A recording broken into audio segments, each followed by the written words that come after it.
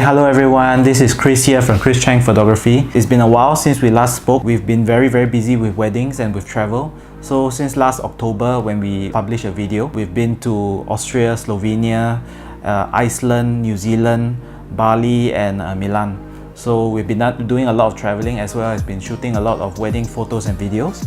So that's been keeping us busy. But however, leading into the end of 2018 and the starting of 2019, we want to just produce more content for this channel, and that will include actual day wedding tips and general photography and videography tips, not only for professional cameras but also for smartphones and any other consumer cameras that may be popular. For our very first video, we are going to talk about smartphone photography. Everyone has a smartphone, and on every smartphone nowadays there's a very good camera. We're going to give you 3 tips to take better photos with your smartphone. For example, I have the Huawei P20 Pro here, and then we are going to cover simple things like lighting, how to choose the best lighting for smartphone photography, rule of thirds, and the third one would be portrait mode on your phone. So let's jump right into portrait mode right now, and as you can see, there's a very nice background behind Sean. And okay, so to better differentiate this for you and let you compare and contrast between both photos, we're going to take one without portrait mode first. Okay, so this is a photo of Sean without portrait mode. Okay, and we can review the footage or the photo. You can see that the background is very cluttered. Sean as the main subject is does not really stand out from the photo. So right now we're going to jump into portrait mode. Okay, you can see here that the phone is trying to give you a representation of how that would look like. So we'll go ahead and take the photo and we'll review it now again. As you can see in this photo right here, Sean stands out much more against the background, being that the background is slightly out of focus and he is in sharp focus. So this helps you to isolate your main subject to create a more pleasing image, and that's mainly what portrait mode is for. Just one more tip, so one factor that creates that blurry background is actually also the distance from the background.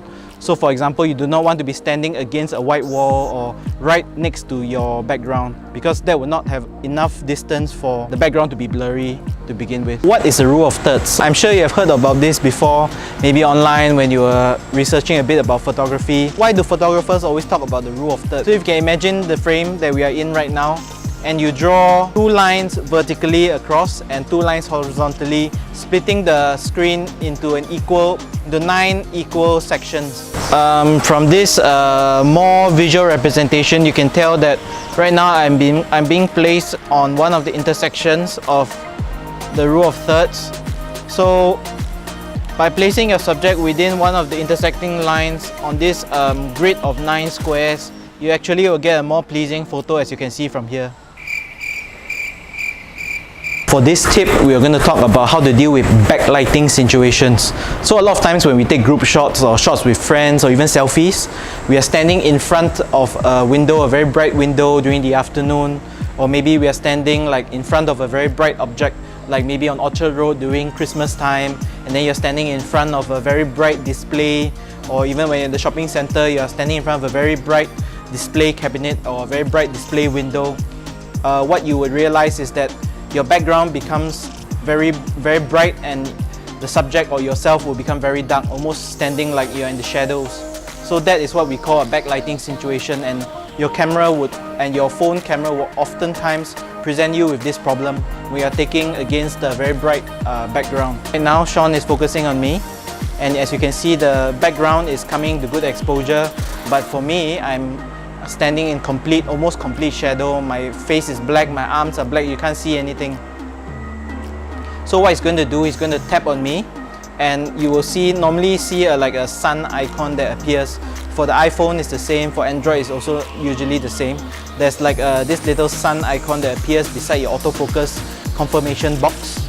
Okay, you tap on that with your finger and slowly slide it upwards. That will change the exposure value of your photo.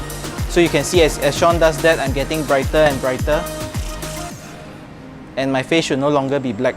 Everyone, thank you for watching our video. If you enjoyed it, please like and subscribe, and also click on the bell icon right here to be notified every time we upload a new video. Thank you for watching. So as you can see what Sean is doing now, the exposure on me is getting better and better. You can see me clearer and clearer.